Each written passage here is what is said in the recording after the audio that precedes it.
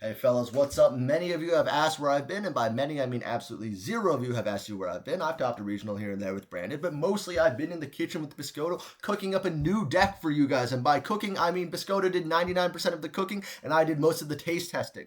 By which I mean I did none of the taste testing and I'm kind of just piggybacking off of his work. But today we are here to show you one of the greatest RoLaD variants in my opinion, and I've played a whole one of them. We are playing Azamina RoLaD, and once you see this first combo, you'll know exactly why it's the best. And of course, if you enjoy this combo, if you want deck lists and if you want future updated content, be sure to subscribe to the Biskoto Patreon. You know, only $9 a month for all of these brilliant deck lists that we put a ton of time into. Of course, if you cannot afford it, if you do not think it's worth it, if you are at a hard period in your life, just DM me on Discord. I will get you free coaching. I will get you free deck lists from me, free combos, as long as you can provide a good reason. But enough talking, let's get straight into this first combo. Now, Gurifo is the best card in the game because you can do this in the draw phase. You can do this turn 0. It plays around Ogre. So all you have to do is Gurifo, set Mind Shuffle. Then on the activation of Mind Shuffle, also use its effect to search. Thereby, you cannot get Ghost Ogre at this point. At this point, all you lose to is Ash, which is like, I mean, everyone loses to Ash, so who cares? We add the Black Chaos because this turns into D-Mod, which is broken, right? Ritual of Light and Darkness, we add back the Gurifo because we will not use a normal summon in this combo, so we might as well use it now to get an anima free value. Now, we go Ritual of Light and Darkness, summon this, it's a level 6 or higher spellcaster. Also, we get a free card back in hand, everyone loves those. Summon D-Mod.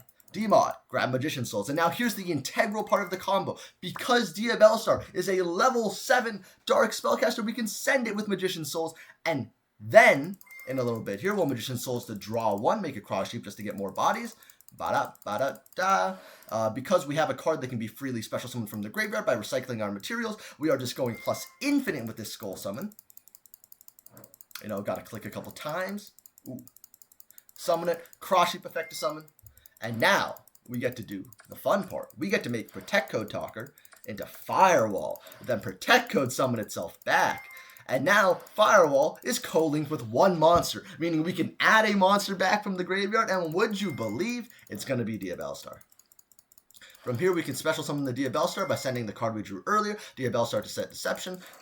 Deception, tributing anything. You can also tribute the Diabellstar here if you want, but D-Mod is a safer choice because you would like to keep Diabellstar normally. If you have a Mind Shuffle on field, you can always bounce it back when your opponent decides to interact with you, so long as you have the other ritual in hand. Hollowed, send, summon, Musirago, move the card, add a card, and then we get to link off for the most broken card in the game, Zena, but we're not doing anything degenerate here. We do very, very fair things here. Don't look at my post-side deck gameplay. And send Albion. We then, of course, get that Hollowed Azamina back, and we get to do it again with another card in hand, just to get even more card advantage, and more importantly, an Omnigate on our side of the field. We wanted to draw one, because who doesn't like drawing cards? We have an extra body here, so we're able to go for SP. And then we can link off for the card that will be banned by the end of the year, Charmer Quartet in Bloom. Quartet in Bloom will summon back SP, as well as the Diabellstar. That way we have a card to bounce for Mind Shuffle. During the end phase, Albion will set us a copy of Virtuous. And then, during our opponent's draw phase, we can Mind Shuffle for Skull, send Skull. You can also send Diabellstar here if you want to trigger the Diabellstar effect to set even more follow-up. Skull, send Ritual of Light and Darkness, add our next interruption, our Blackluster Soldier. Now here you have a ton of interruptions. You have SP to banish. You can even banish Quartet in Bloom because it's a once while it's face up on the field. So if you ever get this back, if it ever gets back to your turn, you have infinite follow-up. You have Ilya Sylvia as in the game, and you have the banish from Blackluster Soldier. Additionally, you have Fallen in the Virtuous, and in this case, I think 4 more cards in hand, as well as an Ash Blossom and Joy Spring. This is very broken, because after you Virtuous, you have a Synchro Engrave. In your standby phase, Zena's going to add one of these monsters from your graveyard back to your hand. You have Skull to shuffle back their cards during your turn, and you also have the Ritual of Light and Darkness follow. So long as you make it to the next turn, which you always will, because you have this really annoying card that just isn't affected by non-targeting effects and also indestructible to battle on the field, as well as, like, I mean, Mind Shuffle just tags things out if you have another one in your hand. You are going to make it to the next turn. And once you make it to the next turn, you have so many tools at your disposal, it is almost impossible to lose the game from there.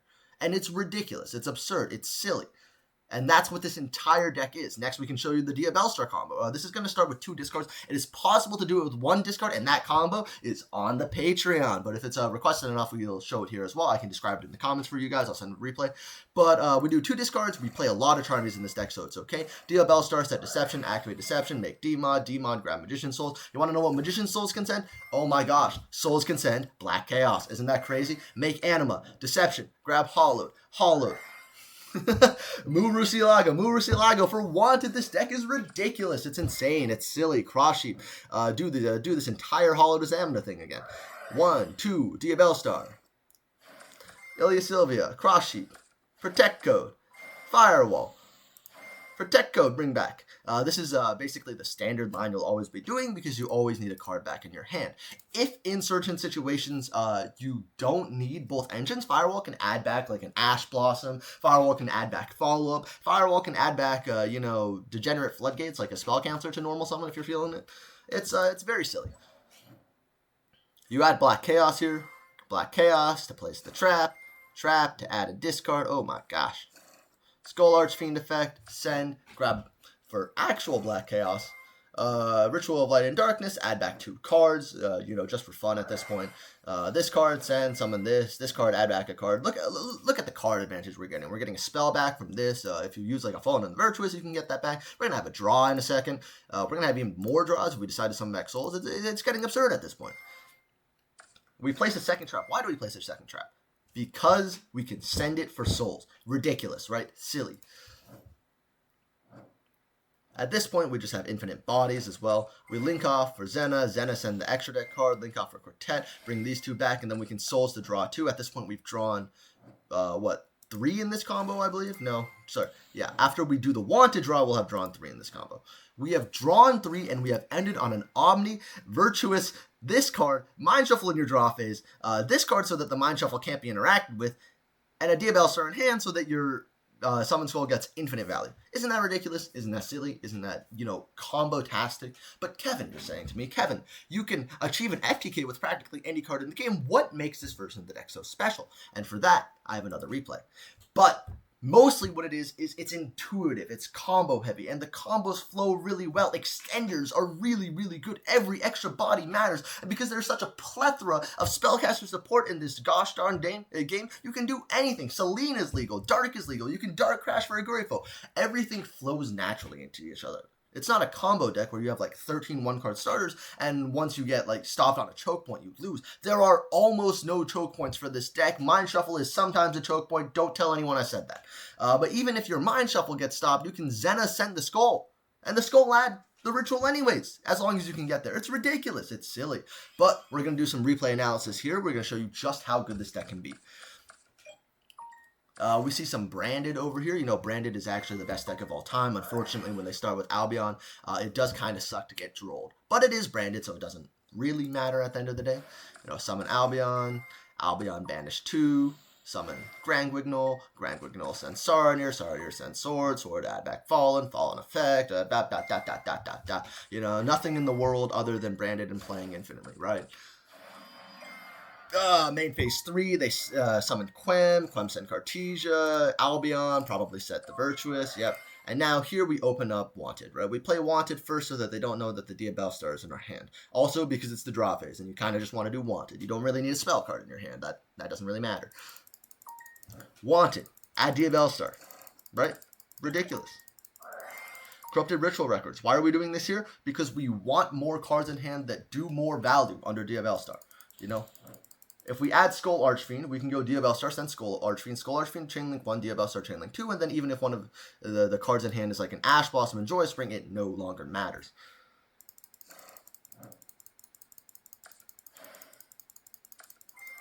Now, Skull Archfiend sends for cost because it's a ridiculous card. Also, a thing to consider here is that Skull Archfiend is like the best card in the world against Branded. Look at all these cards that do nothing.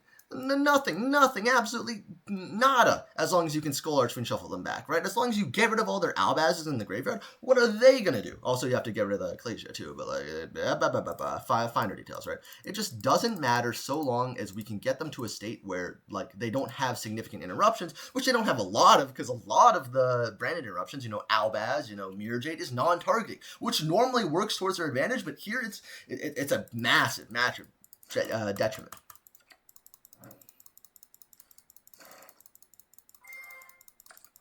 They do this here because I think this is about the only time they can do this efficiently. They don't want to do this when their Ecclesia gets banished or when we have, like, really big guys established that can just get over it.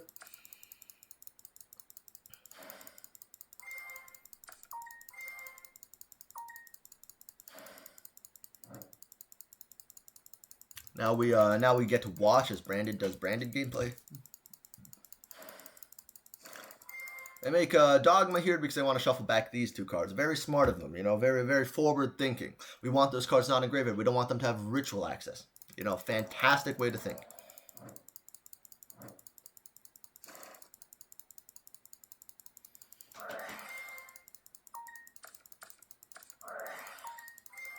But biskoto here, he draws souls. Souls might change things. I have no idea if it does. I hope it does. That would make it interesting.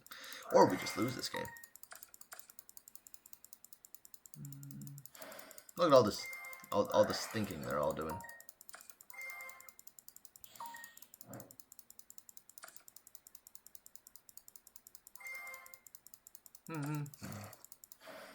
All right. So here's the thought process. What if we souls draw one? Does that get us anywhere? Let's think. Will our opponent stop souls to draw one? Is the real question. We do a little cheat on this side. You can't fuse using none of this, but no one knows that. It's okay.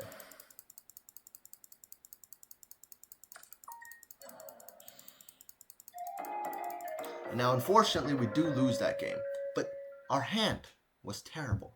One Diabellstar, one starter, and look at how far we got. We got to the last branded interruption if you don't count Crown.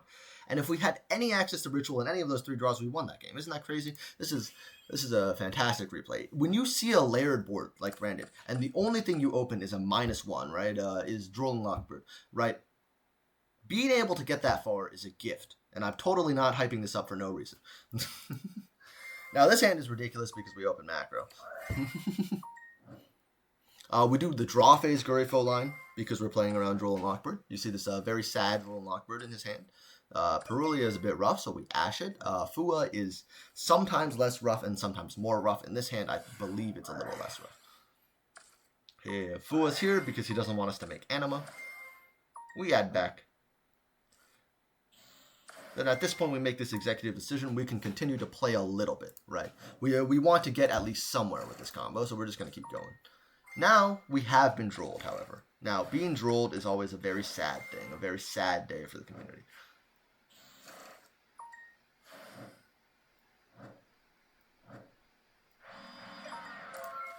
We end like this, just so we have more bodies, right? We have the SP banished now. We have Macro Cosmos set, so it doesn't really matter. We did the skull here just in case we want to remove it on their turn. Also, more bodies. Putting stuff back is always helpful, and we're just going to see what happens. We want to do Mind Shuffle first here, because otherwise, how are we going to macro, right? We also put the skull here just so post-side we can have magical hats, and that's an extra interruption, and that's very broken. Now we activate macro and our opponent concedes because macro is macro. And one of the benefits of this deck is you can just kind of search floodgates post side, which is very, very, very, very, very silly. It means that post side, so long as your combo resolves, you kind of win, which means if you win the die roll against decks like Branded, it becomes very difficult for Branded to establish a good game against you because game 3 you're about to just hit them with anti-spell macro, right? That's ridiculous. That's silly. Now here we have the gift of a hand that is just okay against Branded. Double Fua is basically double Upstart Goblin, right? Against Branded, it's not actually going to do much because they will summon 1 time from extra deck. You can also save one for your turn, which is, I believe, what we're about to do here. It's going to be very interesting because as you can see from this Branded opponent, he does have everything, right? He has Virtuous set, Virtuous in hand, Mag on field now, right? Mag Search for infinite follow-up. It's just a Retribution set as well, Ecclesia here, all of this follow-up in the graveyard, Saronir in hand, and yet we can push through this. First, we fool them. You know, always got to make them nervous. This isn't actually going to do much. It would be like maybe one draw. But now we get to do Diabellstar Send Skull. You know, my favorite play of all time. Skull 1, Diabellstar 2. And now here comes an interesting impasse, right? Our opponent can choose to either Saronir us or attempt to go for a Dogma here. And I am interested to see what they go for. But because they go for neither immediately, we are trying to bait them into more interaction while getting more resources in our hand while we can. We're scared of them eventually removing this Diabellstar from the field in a way such that we will never have Magician Soul in our hand, so we got to get it off the field immediately. Coin flips are wonderful. Add souls. We can Ritual Records, add a way to establish either a Mind Shuffle, or in this case, Black Chaos is also just a breaker too if we ever get this card engraved, or we can just shuffle it from hand. It is just a card that does a Banish 2 non-targeting, which they cannot interact with until they get rid of the Ritual of Light and Darkness. Also, interestingly here, we could Souls send a Black Chaos to the graveyard, right? Then use Ritual of Light and Darkness to add it and the Black Chaos back. This also means they can't Bestial us to stop the Ritual of Light and Darkness because it is non-targeting add, which is, again, silly.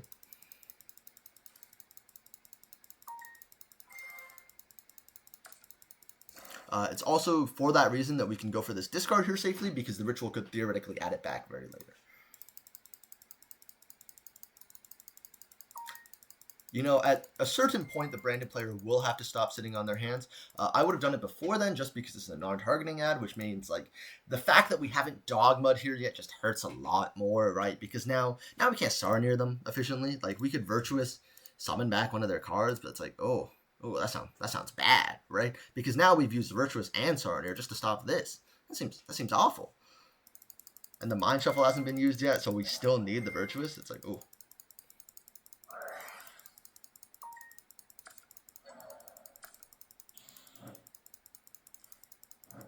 Yes. See, if they banish the Black Chaos, we can still just add back the Skull Archfiend.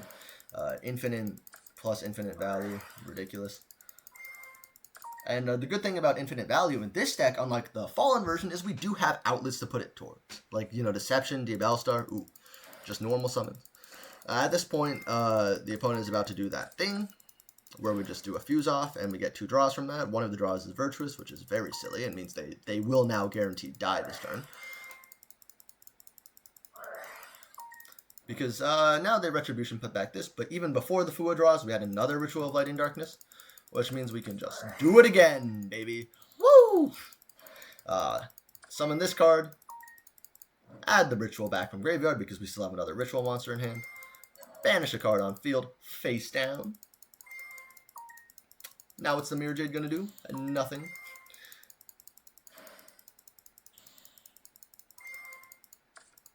I think there's a misunderstanding here. The Mirror Jade was banishing itself, but in either case it would not trigger. It's okay.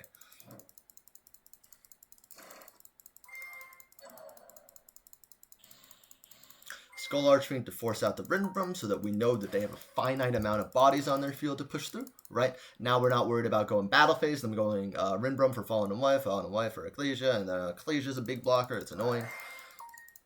And at this point, we can do Rocket Science. Our opponent is left on 0 interruptions. We push through all of the branded interruptions fairly easily, not even that many cards. It was basically Diabellstar plus Summon Skull that pushed through all the branded, right? Very frustrating for the branded player, not for us. Add back Hollowed. At this point, you know, you could even like Virtuous, target Albaz, and then summon back the Albaz with Dark. It's really funny. We won't be doing that here, I believe, because that's just like not super efficient. What if they have like Bestial, third Bestial in hand? This deck doesn't play Jerusalem, but you know, what if they did? It's crazy. Sloth is a really funny draw here because I think you could theoretically just activate Sloth, but you know, we are at the point at which we can accomplish physical Rocket Science with everything that we have. It does not matter anymore. Selene gain 10 trillion counters. Make access code. We can just play Selene access code in this deck. It's like Malice, except nothing at all like Malice. But, you know, if you, in an esoteric kind of way, I don't even know what that word means. Access code gets a pop 2 just because we go through 2 attributes, light and dark, pretty easily.